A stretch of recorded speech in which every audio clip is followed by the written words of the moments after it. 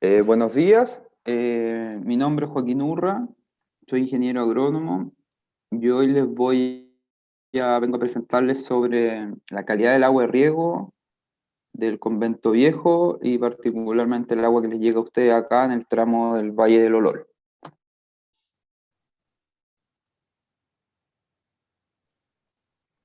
Eh, eh, a modo de introducción, sé que es la variable que más afecta el desarrollo de las plantas, la estructura del suelo y el sistema de riego. Otras propiedades también que se evalúan en el agua de riego son las físicas y biológicas. Entre las físicas encontramos la turbidez, que es bien común en esta zona, ya que de repente hay días que el agua viene con muchos sólidos disueltos, y además la presencia de algas, que también son un problema en el sistema de filtrado, las bacterias o virus. Pero estas dos propiedades, físicas y biológicas, pueden ser modificadas o tratadas con, ya sea en el ámbito de lo físico, con la filtración, y en el área de los biológicos, con la desinfección. Pero respecto al primer parámetro, las propiedades químicas, es muy difícil eliminar la composición mineral, así que por eso nos vamos a enfocar en este parámetro y cómo es específicamente el agua con la que trabajamos en esta zona. Los criterios del agua también varían de acuerdo a la especie que uno esté cultivando, ya que estas tienen diferentes susceptibilidades a los niveles de ciertos minerales o propiedades del agua. Y como para los que tengan pozos profundos, es importante tener en consideración que el agua subterránea es generalmente contiene muchos más sales disueltas que el agua superficial, y el agua superficial tiene niveles mucho más altos de turbidez e impurezas biológicas. Como les decía anteriormente, hay días que el agua viene con muchos sólidos disueltos, viene turbia con arena, limo, arcilla en solución, y además de algas que obstruyen o tapan los filtros, particularmente los filtros de malla. El objetivo de esta presentación es el siguiente. Mediante los análisis de agua obtenidos en los diferentes tramos de canales que abastecen el Valle del Olol, determinar las limitantes y las ventajas de la calidad del agua que se utiliza para el riego. Los análisis que fueron tomados hay que tenerlo claro, que son, como les decía, del área química, ya que esas son las variables que no podemos modificar fácilmente del agua, porque las variables físicas y biológicas sí las podemos tratar, como les decía anteriormente. Los parámetros que determinan la calidad del agua son 6.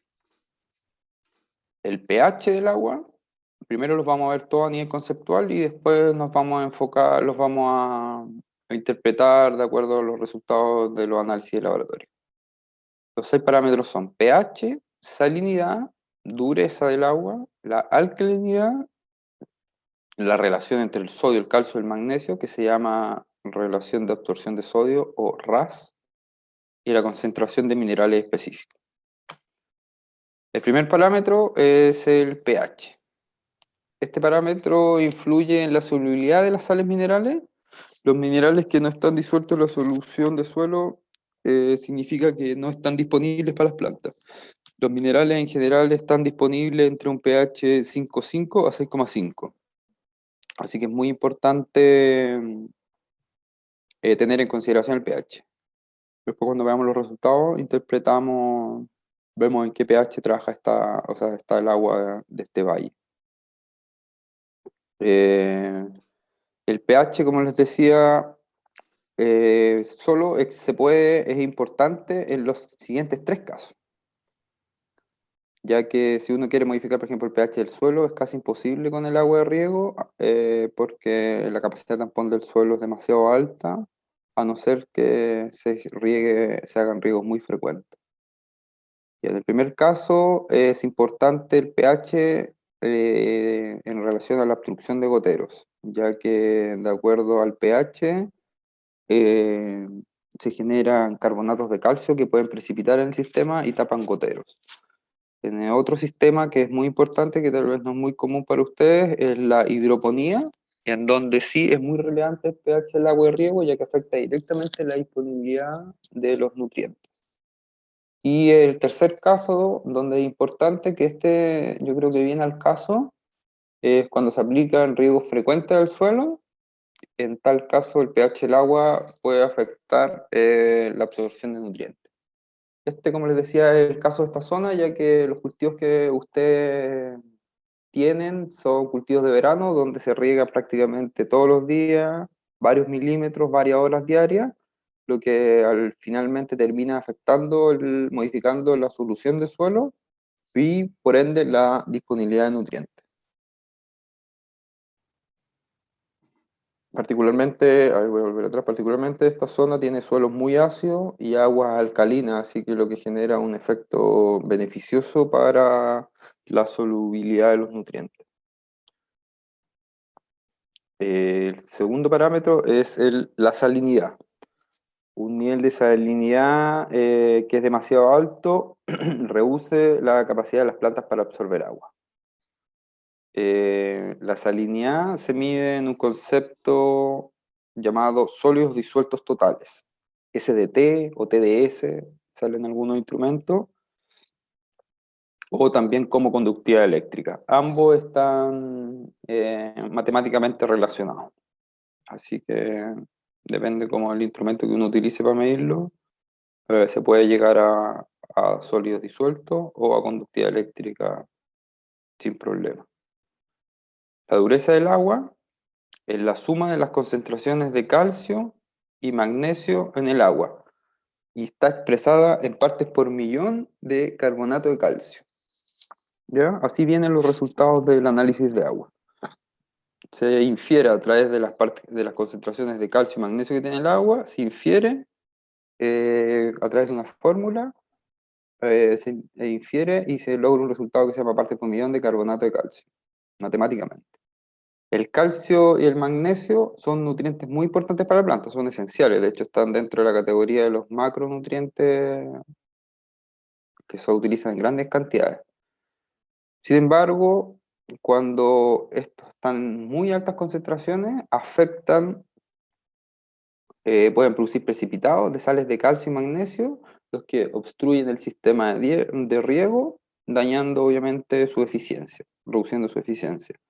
Además, la dureza del agua afecta las pulverizaciones, por lo que es importante tener este número, cuál es la dureza de cada agua, para saber si es importante capturar cationes para disolver ciertos ingredientes activos que se aplican en las pulverizaciones. Ya que hay moléculas como el glifosato, por ejemplo, que son muy susceptibles a capturar cationes, como el calcio y el magnesio, y al capturar estos cationes, su molécula crece de tamaño, lo que impide que se genere la sistemia de estos herbicidas, por ejemplo. No son capaces de ingresar esta molécula al aumentar de tamaño al mesófilo de la planta ni al sistema vascular, por lo tanto pierde la eficiencia de este tipo de herbicida. Y así pasa con varios ingredientes activos dentro de la paleta de productos que utilizamos en la agricultura. Así que por eso es importante para dos objetivos la dureza del agua, para evitar la obturación, el tapado de gotero y para aumentar la eficiencia del uso de pesticidas. Aquí están los rangos entre los que la clasificación de acuerdo a la cantidad de miligramos de carbonato de calcio que tiene el agua. Así adelantándole un poco, el agua de acá es realmente muy dura, está sobre 180 miligramos por litro de agua. Así que ahí cuando analicemos los resultados lo vamos a ver. La alcalinidad. Este es un parámetro que no logramos obtener a nivel de laboratorio en este caso, porque eran muchas las variables y no estaban consideradas en los laboratorios con los que trabajamos, pero se refiere principalmente a la capacidad del agua para resistir los cambios del pH. Mientras más carbonatos hayan, por ejemplo, hablamos aquí de tres tipos de carbonato: ácido carbónico, bicarbonato y carbonatos. Mientras más hayan, estos tienen mayor reacción con el hidrógeno, por lo tanto impiden que el pH caiga abruptamente.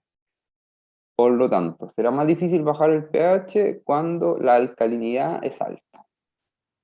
O sea, la alcalinidad es alta cuando hay muchos carbonatos, ácido carbónico, bicarbonato o carbonatos. Ahora vamos a la RAS, que es la relación de absorción de sodio.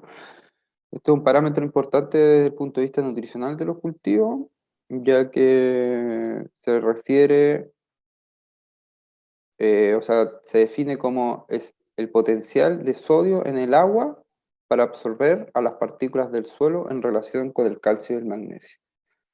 O sea, en términos muy sencillos, es si es que hay mucho sodio en el agua, este inhibe, evita que los cationes que son beneficiosos para la planta, como el calcio y el magnesio, puedan ser absorbidos a las partículas del suelo y luego ser entregados a las plantas. Cuando se habla de valores altos de RAS es sobre 10. Aquí en este caso no tenemos este problema. Cuando es muy alta la RAS, particularmente en suelos con alto contenido de arcilla, se pierde la estructura de estos, lo que genera problemas como escurrimiento superficial, disminución de la velocidad de infiltración del agua, disminución del espacio poroso, lo que obviamente limita el tamaño, o sea, el desarrollo radicular de las plantas y lo que se afecta directamente al rendimiento. Y ahora entramos directamente en el último parámetro, que es la composición mineral del agua. En términos muy generales, aquí les defino cuáles son los nutrientes que ocupan las plantas. Son principalmente, o sea, los nutrientes minerales que extraen del suelo o del agua. Además de los de la atmósfera que son conocidos, del carbono, el hidrógeno y el oxígeno, o sea, en este caso carbono y oxígeno de la atmósfera, hidrógeno del agua, las plantas ocupan, que componen, esos tres que les nombré anteriormente, componen el 95% de la planta, este resto son 14, son alrededor del 5% de la composición del tejido vegetal de una planta, pero son igual de esenciales. Y de acuerdo a las cantidades que extraen del suelo y del agua las plantas, se categorizan en tres niveles. Macronutrientes primarios, que son los que se extraen en mayores cantidades, que son el nitrógeno, el fósforo y el potasio. Por eso es muy común aplicar mezclas de fondo NPK. Después, en altas cantidades también están los macronutrientes secundarios, menor cantidad que los primarios, pero también son números importantes. Está el azufre, el calcio y el magnesio. Y entre los micronutrientes, que son igual de importantes, que pueden afectar de igual modo el rendimiento, que los macronutrientes, que se aplican 100, 200, 300 kilos por hectárea, los micronutrientes se ocupan muy pequeñas cantidades, cantidades del orden de medio kilo, un kilo por hectárea de cada uno, pero son igual de limitantes en el desarrollo de las plantas. Entre estos tenemos boro, cloro, cobalto, cobre, hierro, manganeso, molibdeno y zinc.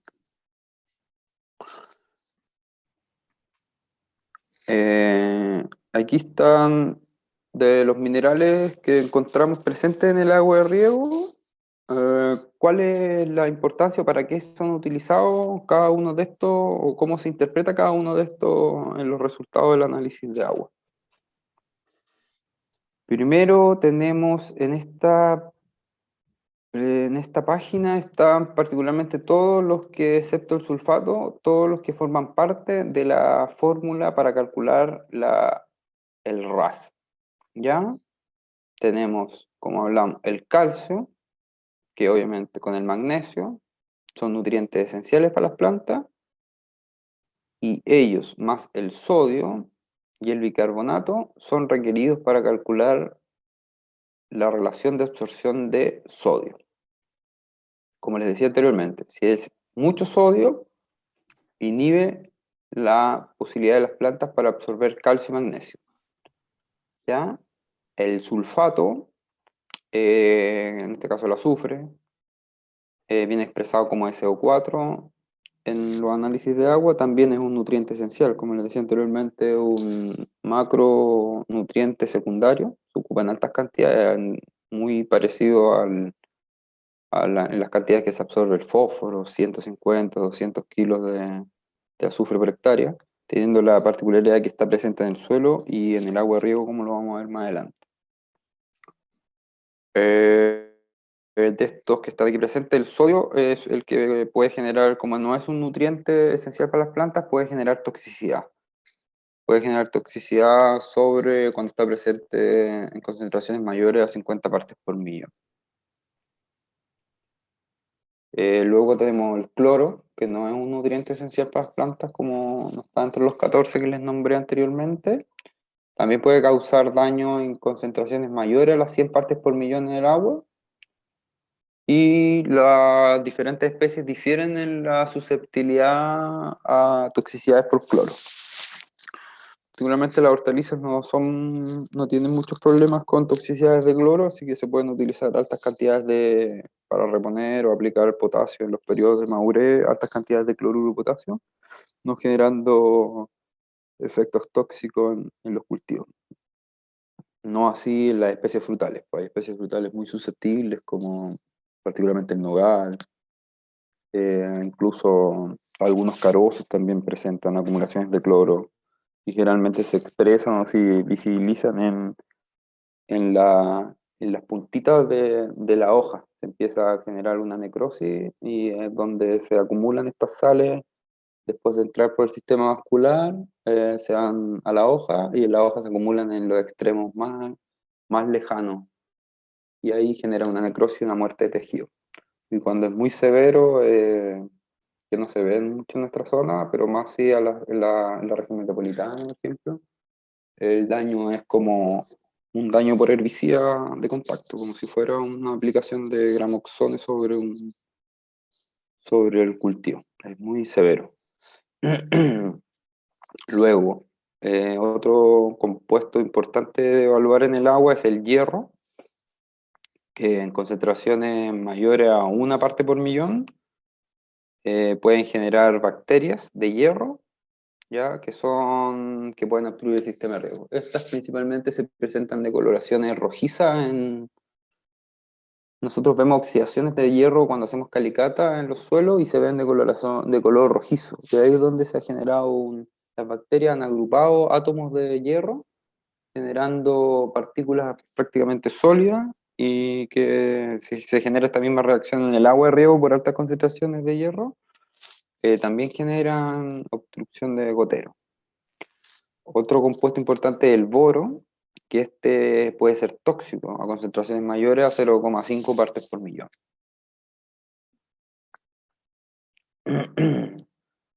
Otro compuesto importante aquí es potasio, pero como les decía, los que evaluamos en la PPT-1, o sea, en la primera parte de este ítem, calcio, magnesio y azufre, más potasio, son nutrientes esenciales, así que lo que aporte el agua eso es beneficioso para el cultivo. Ninguno de estos, por lo menos en las aguas que nosotros tenemos en esta zona y en Chile particularmente, llega a ser tóxico para las plantas. Como dice aquí, son muy bajas las concentraciones que se encuentran en las fuentes naturales, así que cualquier aporte que venga es beneficioso. Ayuda a disminuir la utilización si es que fuera considerable, que lo vamos a ver más adelante, que está, donde está cuantificado los kilos que aportaría de cada uno de estos nutrientes el agua.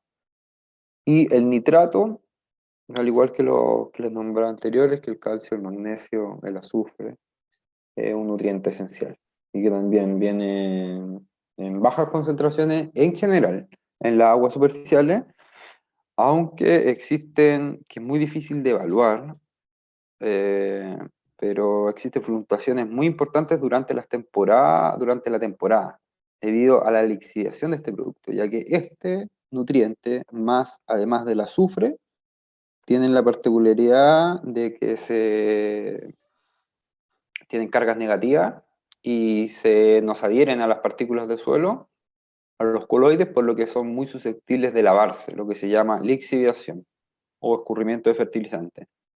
Y es muy evidente en algunos estudios, por ejemplo, agua arriba cuando hay maíces, que han sido aportados y posteriormente regados, las concentraciones de nitrato agua abajo aumentan sustancialmente en periodos muy específicos de la temporada. Pero como les decía, es muy difícil cuantificarlo y pesquisarlo. Habría que tener como protocolos de monitoreo frecuentes y constantes para poder determinar en qué momentos me llegan golpes de nitrato y considerarlo en mis aportes de nitrógeno al cultivo. O teniendo la certeza de que agua arriba hay un agricultor que tiene superficies importantes de maíz y que acaba de aporcar y está regando y probablemente en ese periodo me va a tocar agua con mucho nitrato. Pero en términos generales, en forma natural, el agua no tiene altas concentraciones, como lo vamos a ver más adelante, solo en esos casos particulares que les acabo de nombrar. Aquí tenemos un par de análisis de agua de esta zona. El ejercicio está hecho a la izquierda, a la izquierda superior. Colocamos los metros cúbicos, son 5.000 metros cúbicos promedio para cualquier especie hortícola más o menos, entre 5.000 y 7.000 más o menos. Se trabaja la cantidad de metros cúbicos que ocuparía una hectárea durante un periodo de cultivo. ¿Ya? Eso se calcula de acuerdo a la evapotranspiraciones y a la precipitación de los sistemas de riego y de ahí sale la cantidad de horas que nosotros regamos todos los días para reponer la demanda de agua en los cultivos. Así que la vamos a trabajar en este caso, en el mínimo inferior, 5.000 metros cúbicos. Puede ser más, puede llegar a 7.000 en algunos casos, como les decía. Y para esto partiremos por el pH. El pH de esta agua, Lolol, aquí tenemos dos tomas, Boca Toma Lolol Sur y posterior a Túnel La Alajuela. Así que prácticamente son aguas muy parecidas. O sea, ambas vienen obviamente del Convento Viejo, bajando desde Chimbarongo, pero tienen algunas diferencias que vamos a tratar de definir por qué se genera. El pH, en ambos casos, muy alcalino. Les decía que probablemente no es tan perjudicial. En otro tipo de suelos probablemente sería perjudicial.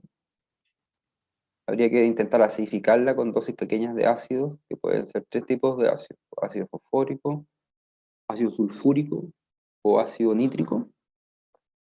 En este caso, el suelo es alcalino, es ácido, y el agua es alcalina, lo que genera un cierto beneficio. Y además que regamos en forma frecuente, como les decía, lo que ayuda un poco a elevar el pH de la solución de suelo para que la planta no tenga esa limitante de nutrientes por el tema de pH. Aquí hay suelos de pH alrededor de 5, 5,5, 6, con suerte. Así que esta agua alcalina, de cierto modo, nos ayuda a evitar los problemas que pueda generar el pH ácido en los suelos. La conductividad está dentro de rangos normales.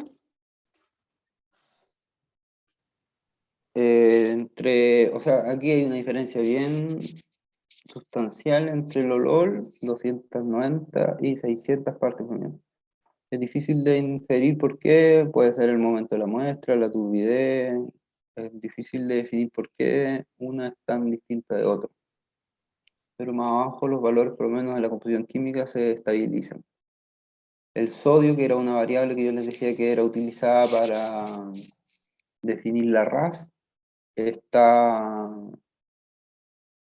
está, está dentro de parámetros normales también. La segunda columna de cada uno de los análisis está interpretado cuántos kilos aportaría cada uno de estos en una hectárea durante una temporada, al asumir que regamos con 5.000 metros cúbicos, ¿ya? De sodio en una temporada estaríamos aplicando alrededor de 108, entre 108 y 130 kilos de sodio por hectárea, ¿ya? De potasio, que es un nutriente importante para las plantas, 12 y 24, ¿ya? Marginal, pues, de repente para la extracción en cultivos de tomate y cebolla, que pueden ser de alrededor de 200, 300 kilos por hectárea, en este tipo de suelos que tienen aportes muy bajos de potasio. Disculpe. Calcio, que es otro nutriente importante. El agua aporta cantidades importantes. 132 en un caso, kilos por hectárea, 300 kilos en otro caso. Así que debería ser un nutriente que no deberíamos considerar probablemente en los aportes de fertilización, a no ser que se quiera corregir pH o sea por otro motivo. Probablemente con esos 130 estamos muy cerca de satisfacer la demanda de un cultivo. Un tomate demanda, falta un poco, y un tomate demanda 130, 140 toneladas, alrededor de 170 kilos de calcio por hectárea. Magnesio, importante el aporte, también demanda un cultivo entre 150 a 200 kilos de magnesio por hectárea, así que el agua no aporta, no ayuda mucho, aporta entre 50 a 100, 14, 100 kilos de magnesio por hectárea, así que es importante considerar en un balance nutricional. Cloro, como les decía, en hortalizas no se ven, no son muy comunes los daños por toxicidad por cloro, pero no dejan de ser importantes los aportes que hace el agua de este mineral, 70 a 190. Azufre, que son sulfatos. En este caso, también importante nutriente que también oscila, también es un macronutriente secundario, así que es importante el aporte que realiza en el agua entre 60 y 150. También considerar los aportes en los balances nutricionales que debería hacer el asesor que les recomienda el programa de fertilización. Voy a saltarme el boro para ver el nitrato y el nitrógeno marginal. O sea, no, prácticamente las aguas no aportan nitrógeno. A no ser, como les decía anteriormente, que en casos muy específicos, muy difíciles de cuantificar y de pesquisar, cuando hay lixiviación de nitratos agua arriba. Yo lo he visto en algunos campos de frutales que hacen seguimiento periódicos de las concentraciones de nutrientes en el agua de riego. Tienen periodos, meses incluso, donde hay concentraciones altas de nitrato porque agua arriba hay mucho maíz, hay muchos cultivos regados por surco que lixivian y lavan mucho nitrógeno. Pero en el olor particularmente yo creo que no son importantes las hectáreas de nitrógeno, vas de a maíz, así que nos tenemos que quedar con el concepto de que el nitrógeno no aporta el agua. A ver, para cerrar esta PPT, tenemos que asumir entonces que tenemos aportes interesantes de calcio, magnesio y azufre. Prácticamente son los tres macronutrientes secundarios. Por lo que tenemos que considerar hacer aportes muy importantes de macronutrientes primarios. Nitrógeno, no tenemos prácticamente nada en el agua. En el suelo también hay poco. Potasio, eso hay que ir cada caso particular, pero de acuerdo a mi experiencia, estos suelos son muy bajos en potasio. Y segundo, aquí no tenemos, el análisis químico no nos entregó, no tenía la evaluación de fósforo, que también es otro macronutriente primario importante. Y ahora nos metemos en los micro. Boro, no deja de ser interesante lo que aporta 5.000 metros cúbicos de agua, aporta entre 0,3 a 0,4 kilogramos de boro por hectárea. Un cultivo de tomate, de cebolla, de extraer entre 1 a 2 kilos de boro por hectárea. Así, por lo tanto, también hay que considerar, si es que el suelo no aporta boro, considerar aportes de boro a través del ácido bórico. Importante para la floración, principalmente. En verdad son importantes todos los nutrientes durante todo el desarrollo de los cultivos, en distintas cantidades, pero hay que tener claro que en floración es bueno siempre aplicar boro. Ahora vienen otros parámetros. Ahora llegamos a la RAS, que como les decía anteriormente, la relación de absorción de sodio, que es baja en esta agua. En aguas que tienen sobre 10 este parámetro, que en nuestro caso 0,9 y 0,72, sobre 10 puede ser ya peligroso o puede generar limitantes de magnesio y de calcio. ¿Ya? Así que tenemos una buena relación de sodio. Sodio porcentual, también lo transformamos, está dentro de los rangos normales. Ahora nos metemos directamente en los micros. Prácticamente cobre no aporta en esta agua, muy bajo. muy por el contrario de lo que uno pensaría de las aguas de Chile, que tienen altas concentraciones de cobre, tal vez más arriba de la cordillera tienen más cobre como un metal pesado, probablemente decante en el transcurso de la cordillera hacia la costa. El zinc, también muy marginal su aporte, prácticamente en el análisis que nos entregó la Boca Toma del Olor, nulo, cero, y la Alajuela 0,3.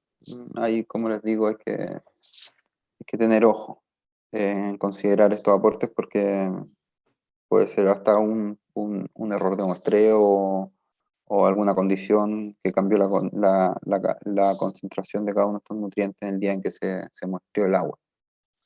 Manganeso, en ambos casos, ese es un aporte que tal vez ya podemos entrar a considerar porque está presente en ambas muestras, más o menos en niveles similares, y está dentro de los rangos de demanda de los cultivos que ustedes establecen en sus campos.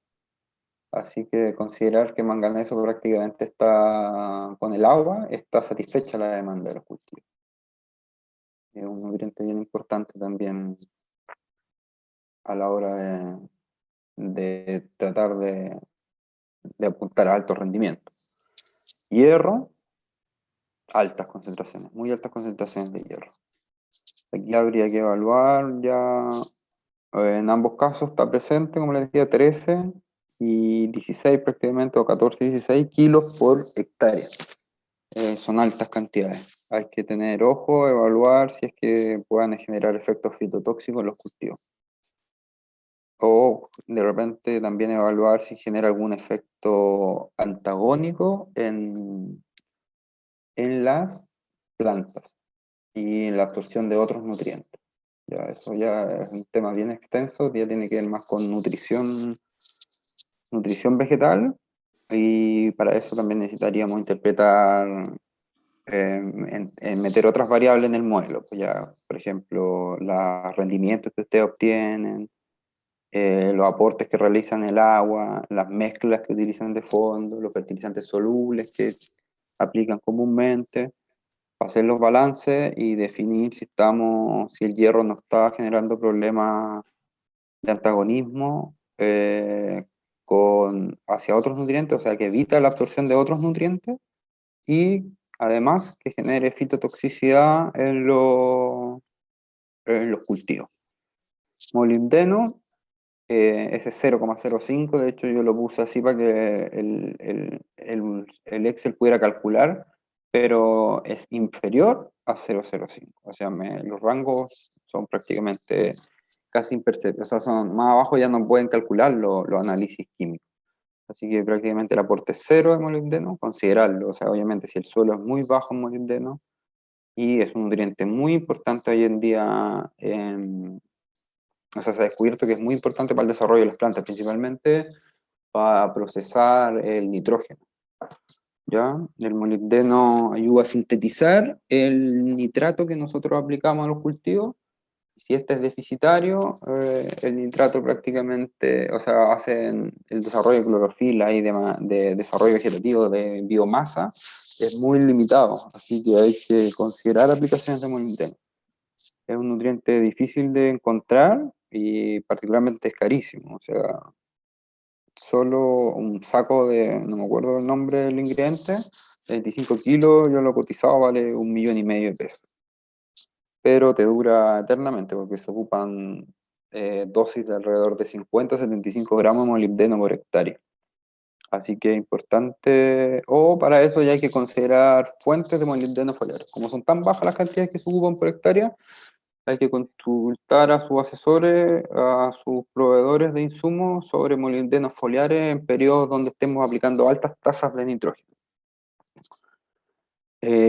Ahora entramos en otro parámetro que es la dureza, que lo hablamos, era el parámetro 3, que era importante evaluar, que es donde les mostré una tablita y les decía que particularmente esta agua estaba sobre 180 miligramos por litro, o ppm de carbonato, que son lo mismo, miligramos por litro o ppm, son iguales, es agua dura. Así que tenemos que la Bocatoma del Olol está dentro de un rango duro, pero no muy dura, y la del túnel de la Juela es muy dura. Así que hay que tener ojo ahí por dos motivos. Les decía, por la obstrucción que pueden generar los goteros, el calcio y el magnesio, y porque hay muchos activos que aplicamos a nivel foliar, desde herbicidas, fungicidas, insecticidas, que se ven afectadas su efectividad por la presencia de cationes en el agua donde preparamos los caldos, en la pulverizadora. Así que también tenerlo en consideración, que estamos trabajando prácticamente con agua dura y muy dura, de acuerdo a estos resultados. Eh, la alcalinidad, como les decía, es un parámetro que nos sirve solo cuando uno quiere modificar pH en el agua. En este caso no lo vamos a trabajar, que ya es un ejercicio más complejo, pero y no lo necesitamos alterar. Si tuviéramos un suelo muy alcalino y agua muy alcalina, como este caso, ahí habría que empezar a trabajar ya la alcalinidad del agua para modificarla y acidificarla para evitar generar problemas por pH muy alto en la absorción de nutrientes. Y sólidos disueltos, que se llaman los TDS que le hablábamos, también, esto prácticamente tiene que ver, está directamente relacionada con la conductividad eléctrica, matemáticamente están relacionados, y tiene que ver con, además, no con las partículas sólidas, sino que con los minerales que están disueltos en el agua, y que está relacionado completamente con todo lo que hemos visto para atrás. Pues todo lo que está considerado para atrás son minerales que tienen la capacidad de conducir electricidad y que por eso están directamente relacionados con la conductividad eléctrica de esta agua, que en este caso vienen a ser relativamente altas. Sí, tienen altas concentraciones y debe ser por el sodio, que no deja de ser. Ahí habían aportes importantes de calcio, como les mostraba en la parte anterior, harto calcio, harto magnesio, harto azufre. Así que aquí el último parámetro es coliformes fecales. De acuerdo a la norma chilena, me llama la atención que en túnel Alajuela era menor a 1,8. Estos son colonias de prácticamente, no sé si deben ser uno o varios géneros de bacterias que se evalúan, pero sí estoy seguro que Escherichia coli se evalúa. Una placa Petri, se echa agua y se ve cuántas colonias aparecen por centímetro cuadrado de bacterias. Y el túnel Alajuela tiene, o sea, prácticamente biológicamente un agua muy limpia. Y pasa que en la Bocatoma Lolol el análisis arrojó altos niveles de contaminación biológico, casi llegando al límite superior de la norma. La norma permite hasta 1000 colonias de coliforme por mililitro, lo que significa que uno con esa calidad de agua, con esa calidad biológica, hablamos que se podía desinfectar. Uno no podría, por ejemplo, regar lechugas, nada ni hacer hidroponía, nada que sea para consumo en fresco, porque puede ser peligroso para, para los consumidores. Me parece extraño, a no ser que hayan muchos baños, pozos negros que desagüen desde ese tramo de la Alajuela al Olol en los canales de convento y que estén generando este aumento tan radical en la concentración de microorganismos. Bueno, y eso en conclusión, o sea, en resumen, más o menos eso es lo que podemos inferir de un análisis de agua, de,